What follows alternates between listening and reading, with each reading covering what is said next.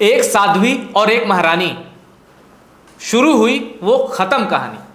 यानी जिसे जमाने ने मान लिया था कि अब चैप्टर क्लोज हो गया है, वो चैप्टर क्लोज नहीं हुआ है। सेल्फ इम्पोज एग्जाइल कह लीजिए या स्वेच्छा से वनवास, स्वेच्छा से वनवास, यहां स्वेच्छा भी कोट है और वनवास को भी कोट रखे। दो पुराने अध्याय सियासत के फिर से खुलने जा रहे हैं, जो जुड़ा है एक साध्वी से, एक महारानी से। बारी बारी से चर्चा होगी। सबसे पहले जिक्र होगा साध्वी का। बीजेपी की fire brand leader Uma Bharti, उन्होंने कह दिया है कि मेरी इच्छा है कि मैं 2029 का चुनाव जरूर लड़ूंगी। अब इस शब्द पे गौर करिएगा, मेरी इच्छा भी है और जरूर लड़ूंगी। ये शब्द, ये जो दो शब्द है ना, इच्छा और जरूर, इनके बीच बड़ी एक बारीक सी लाइन है। लेकिन उमा भारती ये भी कहती है कि झांसी से ही लड़ूंगी, और ये लड़ूंगी तभी जब पार्टी मुझे टिकट देगी। मेरे साथ इस चर्चा में जुड़ गए हैं अभिषेक उपाध्याय जी।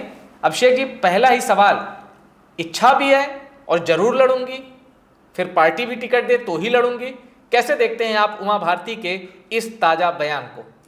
देखिए, उमा भारती की पूरी तैयारी हो चुकी है, पूरी प्लानिंग हो चुकी है। मैं आपको अंदर की चीज़ें बता रहा हूँ। ये उन्होंने अब बयान दिया है तो ये चर्चा हो रही है कि उमा भारती झांसी से लड़ने जा रही। लेकिन उमा भारती इससे पहले क्या कर रही हैं और क्या करती आ रही हैं, उनकी निगाहें कहाँ पर, इस पर कोई गौर नहीं कर रहा है। आप देखिए, मेरे पास जो जानकारी है वो ये कहती है कि उमा भारती पिछड़ों की, मैं यूपी की बात कर रहा हूँ, एक बहुत बड़ी ताकत बनने की कवायद में है, बड़ी ताकत। और उमा भारती लोध नेता हैं, लेकिन वो लोध की नेता नहीं, पिछड़ों की बात कह रहा हूँ, बैकवर्ड। और यूपी में एक बड़ा शून्य पैदा हो गया है। उमा भारती का जो करियर है, वो राजनीतिक करियर, वो अपने शीर्ष में गया है मध्य प्रदेश में। लेकिन हालात होते हैं, जब हालात चेंज होते हैं तो फैसले भी चेंज होते हैं। उनका फोकस अब उत्तर प्रदेश हो गया है।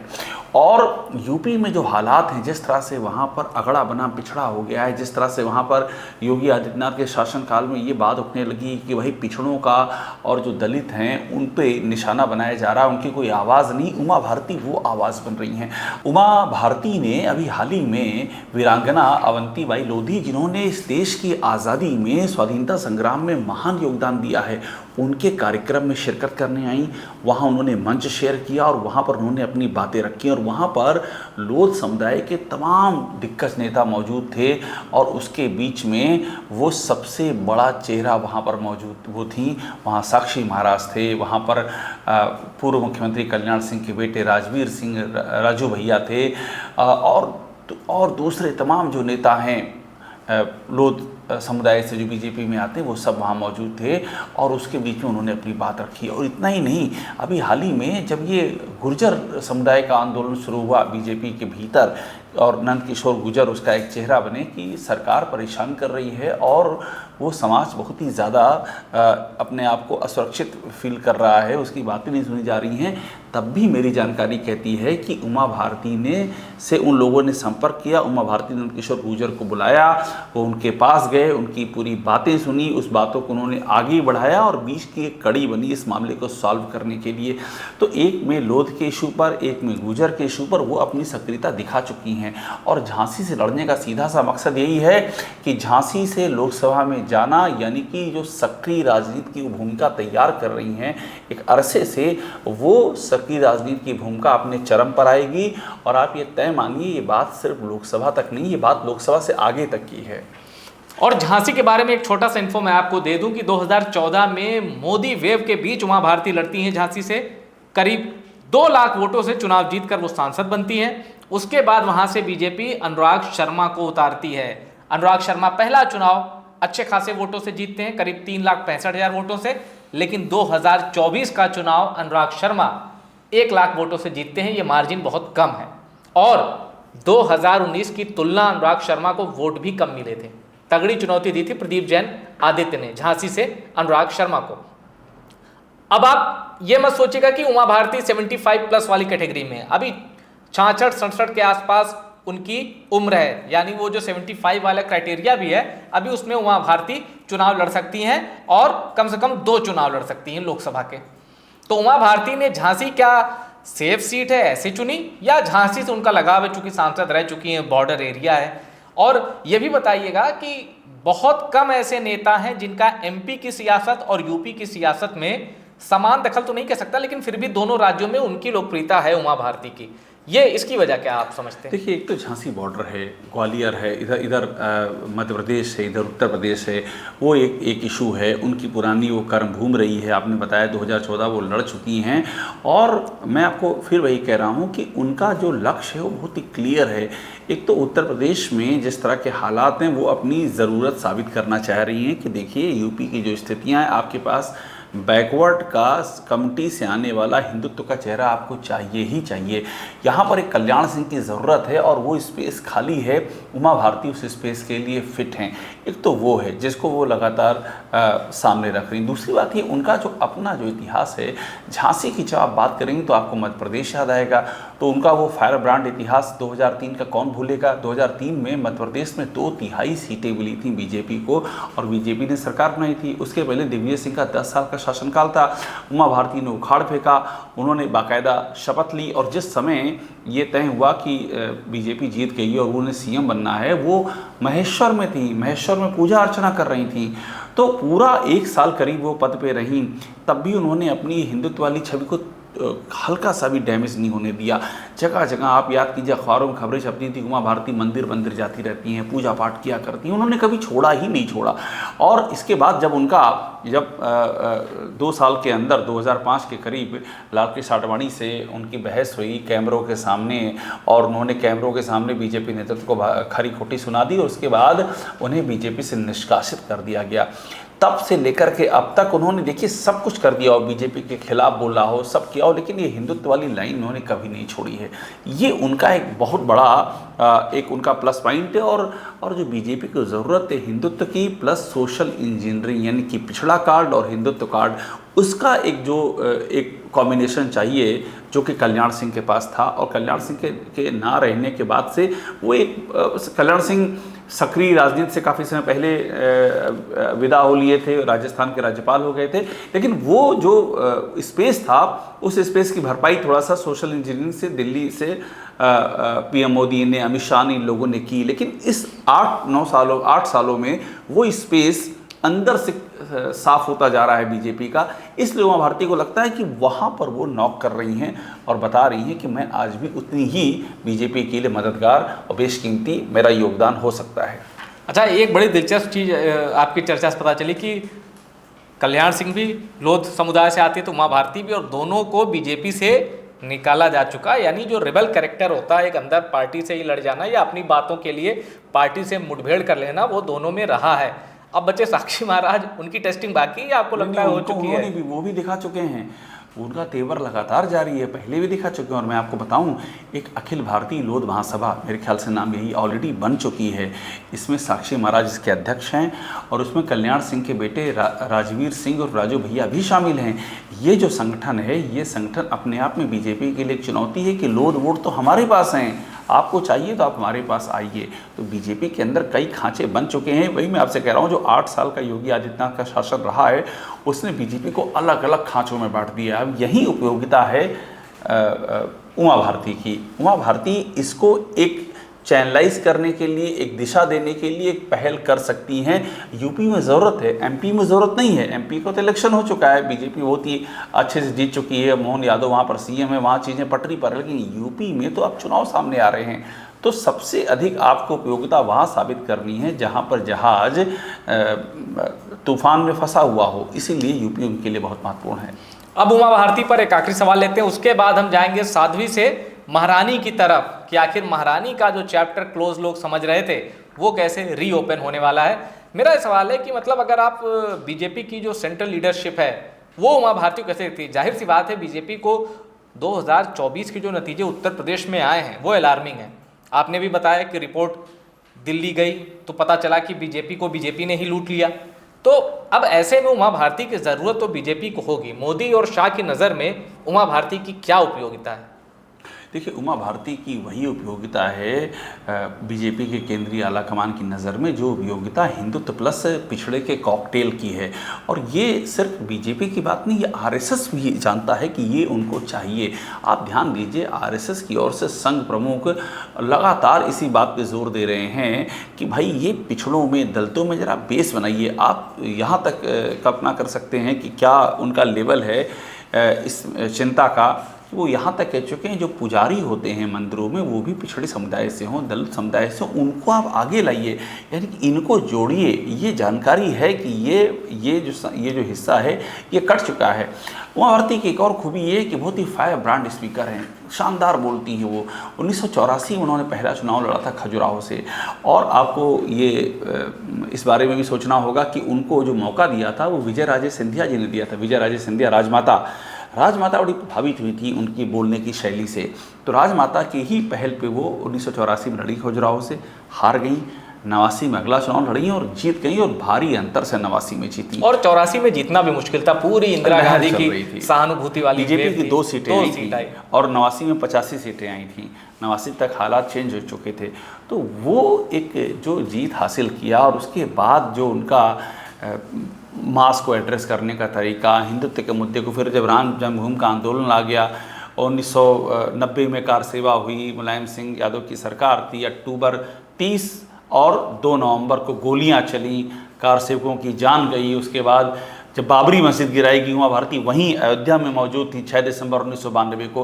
तो और उनके भाषण उस दौरान बीजेपी के तमाम मीटिंग्स में देश भर में सुनाए जाते थे।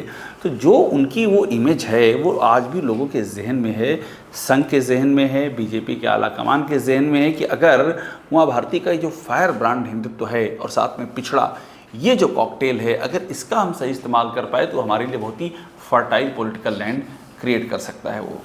यानी उमा भारती को लेकर वो असहजता नहीं है बीजेपी की सेंट्रल लीडरशिप में। उमा भारती के लिए बीजेपी एक नया मैदान तैयार करेगी, भले ही उस मैदान का नाम झांसी क्यों ना हो।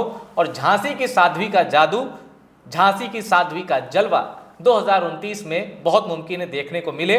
अब हम बात करते हैं महारानी की, धौलपुर की वो महारानी जो राजस्थान से ताल्लुक़ रखती हैं, राजस्थान की मुख्यमंत्री रह चुकी हैं। और आज भी माना जाता है कि जब नरेंद्र मोदी और अमित शाह के युग में सबकी ये कोशिश है कि चलो उनसे रिश्ते मधुर करते हैं, उनसे रिश्ते सामान्य करते हैं, ये धौलपुर की महारानी के तेवर बरकरार हैं। हमने देखा था कुछ दिनों पहले बांसवाड़ा में एक रैली होती है, उसमें मंच पर जब बीजेपी के राजस्थान के प्रदेश अध्यक्ष मदन राठौड़ होते हैं, दिया कुमारी होती हैं, भजन लाल होते हैं, सबसे नरेंद्र मोदी मुलाकात करते हैं और सब नरेंद्र मोदी के सामने दंडवत। लेकिन वहीं वसुंधरा राजे हैं जिनकी हम चर्चा कर रहे हैं, वो महारानी वही हैं, वो नरेंद्र मोदी के सामने एक आक्रामक बॉडी लैंग्वेज के साथ मिलती हैं। अब बातें क्या होती हैं वो दोनों जाने, लेकिन जो वसुंधरा राजे का वीडियो आया था वो बहुत कुछ कहने लायक था, बहुत कुछ कह रहा था कि अभी भी सब कुछ सामान्य नहीं है, या वसुंधरा कोई बात बड़ी अग्रेसिव तरीके से नरेंद्र मोदी के सामने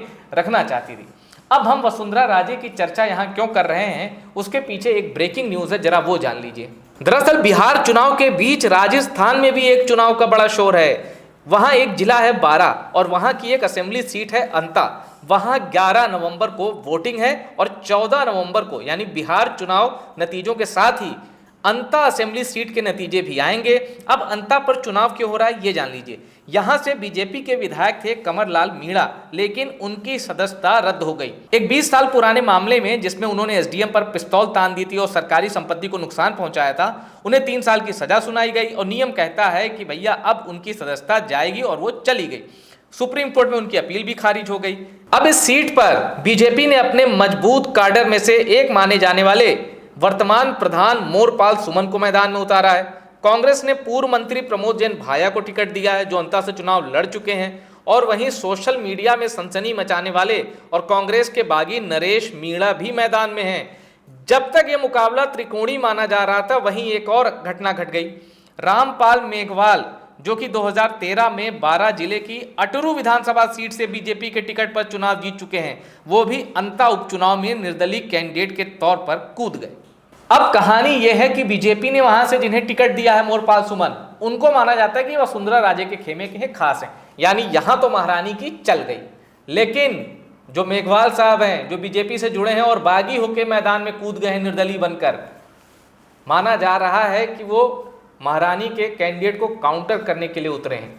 अभिषेक जी, आप इसे कैसे देखते हैं? मतलब महारानी के समर्थक माने जाने वाले, वसुंधरा राजे के समर्थक माने जाने वाले नेता को टिकट देना, फिर उसके खिलाफ बीजेपी के ही एक बागी का उतर जाना, ये क्या कहता है? एक बात बड़ा क्लियर है कि बात इसे एक उपचुनाव भर की नहीं है। बात है, आप कुछ दिनों पहले से देखें जिस तरह से वसुंधरा राजे एक्टिव हो रही हैं सियासत में राजस्थान की, ये बताता है कि उनकी पावर बढ़ रही है। ये 2023 में जब भजन लाल शर्मा को बना दिया गया अचानक से मुख्यमंत्री, किसी ने सोचा नहीं था कि भजन लाल शर्मा और मुख्यमंत्री पहली बार के विधायक सांगानेर से, खुद भजन लाल शर्मा को तो छोड़ दीजिए, जो मैं तो वहीं जयपुर में था जो कवर कर रहे थे, वो पत्रकार भी हैरत ज़दा हो गए कि ये कैसे हो सकता है। और जब उनको चुना गया, राजनाथ सिंह आए थे और बगल में वसुंधरा राजे भी खड़ी थी, जब वो पर्ची खोली गई तो वसुंधरा राजे के चेहरे का रिएक्शन था भजन लाल शर्मा, मतलब वो भी यकीन नहीं कर पाए कि ये क्या हो रहा है। तो 2023 के बाद ऐसा हुआ दिखा कि वसुंधरा राजे थोड़ा सा वो नेपथ्य में चली गई, वो उनका सरोकार दिखने नहीं लगा, ऐसा लगा कि वो नाराज़ हैं, किनारे हैं। लेकिन कुछ डेवलपमेंट इस बीच में हुए हैं, वो ध्यान देने वाले हैं। प्रधानमंत्री नरेंद्र मोदी से उनकी मुलाकात हुई है, अभी हाल ही में उनकी मुलाकात केंद्रीय गृह मंत्री अमित शाह से हुई है। राजस्थान में 20 मिनट की उनकी बातचीत संघ प्रमुख मोहन भागवत से हुई है। और इन सारी मुलाकातों के बीच में बड़ा बदलाव देखा गया है, बड़ी उनकी एक्टिविटी बढ़ी है। जो पहले थोड़ा सा शांत हो गई थी, वो बड़ी एक्टिव हुई हैं वो। और राजस्थान में ये भी कहा जा रहा है कि कैबिनेट में बड़ी फेरबदल के आसार हैं। ये भी संभावना है कि उनके जो करीब हैं, जैसे श्री जी कृपलानी हो गए, जैसे कि कालीचरण सर्राफ हो गए, इन मंत्रियों को मंत्रिमंडल में शामिल किया जाएगा और वसुंधरा राजे को एक से दिया जाएगा। तो लब्बुलुआब ये है कि ये जो उपचुनाव हो रहा है, बेसिकली वसुंधरा राजे की बीजेपी की राजनीति में सक्रियता का ये एक मैनिफेस्टेशन है। इसमें ये ठीक है कि वो जो बीजेपी के एक नेता हैं वो निर्दलीय ताल ठोक रहे हैं। आप ये भी कह सकते हैं कि अंदर की इनफाइटिंग है, किसी को इस छुपा नहीं है, इनफाइटिंग होती है। कहाँ इनफाइटिंग नहीं है? क्या यूपी में नहीं है, एमपी में नहीं है, राजस्थान में नहीं है? हर जगह होती है। लेकिन सवाल ये कि इनफाइटिंग लोकल लेवल की है या दिल्ली, या ये जो आंच है ये दिल्ली तक जा रही है, या ऊपर से भी इंटरवेंशन है। मेरी जानकारी ये कहती है कि दिल्ली से एकदम ये क्लियर है कि दिल्ली वसुंधरा राजे की जो ताकत है, जो उनकी काबिलियत है और जो उनकी एक पॉलिटिकल आइडेंटिटी है, उसको बड़ा रिस्पेक्ट करता है। और दिल्ली को, यानी आला कमान को लगता है कि Vasundhara Raje in any case party के लिए एसेट हैं। तो उनको उनके लेवल का जो ऑनर है, सम्मान है। और देखिए उनके बेटे जो हैं दुष्यंत, उनका भी एक मसला है कि उनको किस तरह से एकोमोडेट किया जाएगा। अभी हाल ही में केंद्र में, हाँ, केंद्र में चर्चा चल रही है, केंद्र में भी फेरबदल होने वाला। तो लब्बुलुआब ये है कि ये उपचुनाव तो ये एक झांकी है, लेकिन वसुंधरा राजे का जो कद बढ़ रहा है 2023 के बाद से, ऐसा लगा था कि वो रिटायरमेंट मोड में चली गई, लेकिन फिर से जिस तरह वो एक्टिव हो रही हैं, जिस तरह से मेन स्ट्रीम में वापस आ रही हैं, जिस तरह से फैसलों पर उनकी छाप नज़र आ रही है, जिस तरह से उनका ऑरा ऐसे ही बिल्डअप हो रहा है दोबारा, वो इस बात की ओर इशारा कर रहा है कि राजस्थान में कुछ तो अप्रत्याशित होने जा रहा है। तो और एक बड़ी दिलचस्प चीज़ यहाँ पे है, हमने उमा भारती की बात की, हमने वसुंधरा राजे की बात की। इन दोनों ही महिला नेत्रियों में जो सबसे कॉमन, सबसे इंटरेस्टिंग फैक्टर ये है, 8 दिसंबर 2003 को दोनों ने एक साथ पहली बार मुख्यमंत्री पद की शपथ ली थी। वसुंधरा राजे ने राजस्थान की और उमा भारती ने मध्य प्रदेश की। उमा भारती 300 दिन भी शासन नहीं कर पाई, जबकि वसुंधरा राजे ने 2 बार 5 साल का टेन्योर पूरा किया है। और अगर उनके साथ ये पर्ची वाला खेला नहीं होता तो इतनी थंपिंग मेजॉरिटी से बीजेपी की सरकार राजस्थान में आई कि वसुंधरा राजे हैट्रिक करती और भैरव सिंह शेखावत और गहलोत साहब, इनसे ज़्यादा टेन्योर तक सीएम रहती राजस्थान की, वो रिकॉर्ड भी ये तोड़ सकती थी। तो अब इन दोनों का भविष्य सेंट्रल लीडरशिप के पास है, इसमें कोई शक नहीं है। क्योंकि इच्छा हो ये जरूरी नहीं, पार्टी चाहती है कि नहीं ये जरूरी है। और अभी तक 2014 के बाद से बीजेपी ने इच्छाएं नहीं देखी हैं। वहाँ से जो ऑर्डर आया है उसने कई इच्छाओं को दबाया है। तो 2029 पर ही नहीं, राजस्थान में 2028 पर भी नज़र रखिए, बहुत कुछ डेवलपमेंट होने हैं। टॉप सीक्रेट की ये चर्चा पसंद आई हो, इसको शेयर करिएगा और टॉप सीक्रेट को सब्सक्राइब ज़रूर करिएगा।